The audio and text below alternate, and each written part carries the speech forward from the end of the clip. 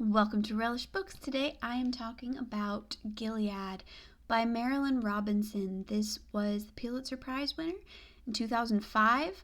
Having read it, I think that, not that I've read nearly all the Pulitzer Prize winning novels, but I feel like it's an unusual pick.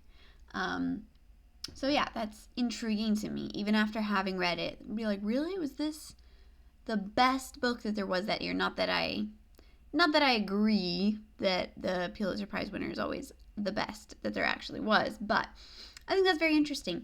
I didn't know anything really about the book. I had heard about it before. I had in my mind that it was nonfiction and like essays, which isn't, for being actually being fiction, that isn't too far from the truth. It does have a lot of a essay tone to it since it's written in the form of a letter. I wouldn't really call it epistolatory though, if I said that right. It's more like a diary. It really is a diary that this man is keeping with the intention that his son is going to read it, and he's looking back over his life. He's a very elderly preacher with a very young son, and he knows that it's this sad perspective where he knows that his son is going to spend most of his growing up without him, and he's kind of writing this to tell him who he was and who their family was. And so the premise of it is sad in a way, but it doesn't really come off as a sad book, which is what I liked. So many people kind of view, well, I don't know if that's true. I was going to say a lot of people would maybe view having a child at such an elderly state of life to be a very sad thing, because you are gonna, miss out on most of their life. And even though he is very sad about how much he's going to miss, he's focusing a lot more on kind of this unexpected blessing, this unexpected, to him, kind of this miracle. And he's looking at the positive things. He has this child that he never thought he would, never thought he'd be able to have. And he's mostly just looking at the positive side of things. It's a book that deals with a lot of sad themes, but I feel like the essence of it is like a joy in life, a joy in living, and in enjoying life and making the most of it. Again, it does kind of come off a little bit nonfiction-y, with a lot of not super specific like theology points. He is a preacher, and his faith is obviously the center of who he is, and he talks a lot about it, and he kind of discusses a lot of different ideas, but he's always kind of just working through them and discussing them.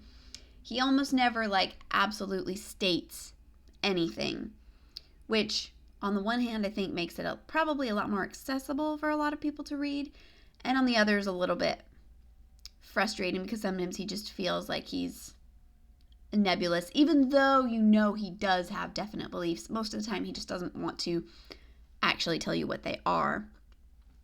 That being said, I really did think that overall the way that this was approached in the book, his faith, being a preacher, was very interesting. It was a unique perspective, and I think she handled it very well.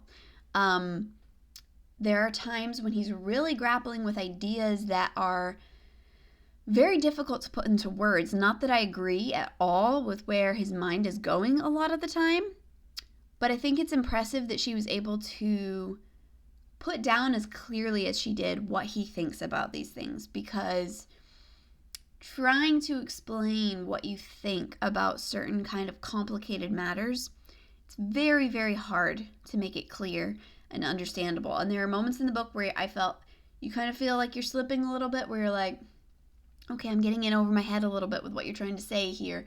But she always pulls it back to where it is understandable. It is clear whether you are kind of going along with his thought processes or not. I thought that all that was was very interesting. A lot of it was very beautiful. I did not absolutely love the book. I didn't love the writing. It was on the edge for me of being really good, but there was a few minor things that were kind of holding it back, and maybe I'm just being too picky, but there were times when this amateurish, not quite overwriting, but just the way that he would state things, it's hard to describe. And I think it's because of the diary type style.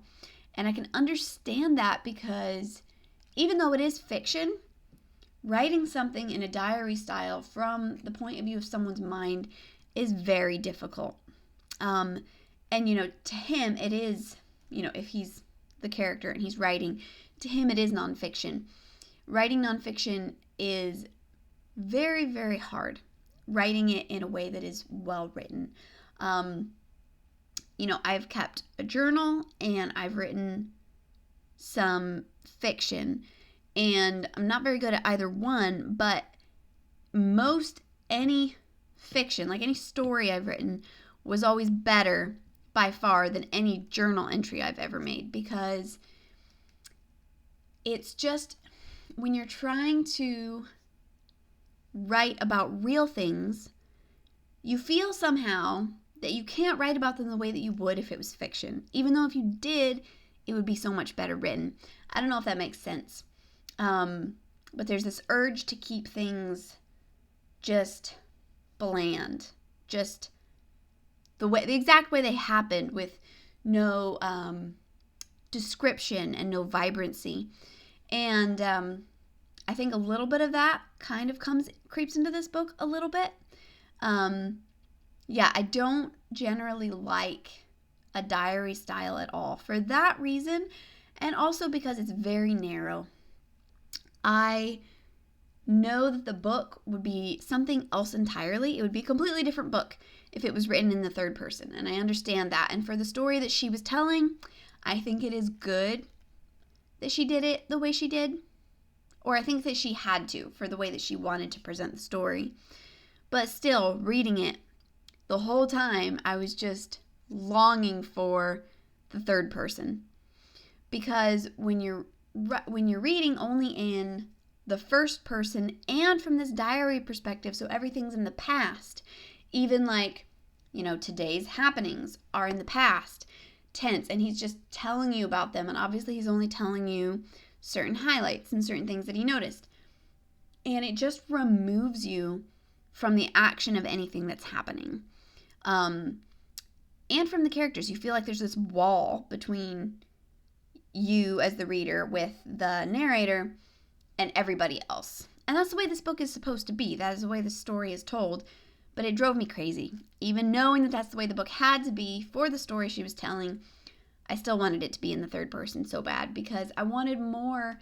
I wanted to be able to see for myself these other characters, especially the mother. I thought she was a super interesting character.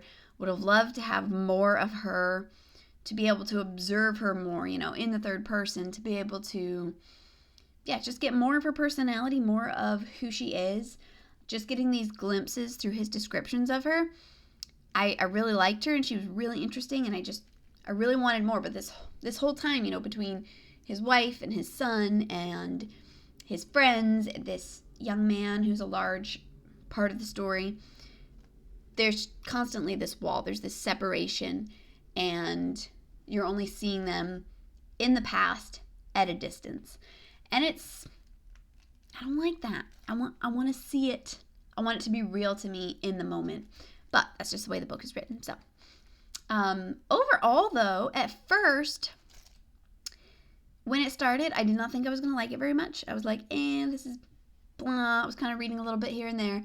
And then as it went on, I definitely got a lot more into it. I really picked it up and dove in, and I think it was worth the read. I think it's thought-provoking. She deals with a lot of very big topics, but she deals with them with restraint and respect, and there's a lot of things under the surface that you can see that are hinted at, but they don't really need to be gone into deeper. and I appreciated that as well. So overall, not the best written thing in the world, but well written, and I think definitely worth reading. There was a lot of worthwhile things in it, and a little bit of drama as well, which always makes it more interesting. So those are my thoughts on Gilead. Let me know if you've read it, what you think of it, and thanks so much for watching. I'll see you next time. Bye.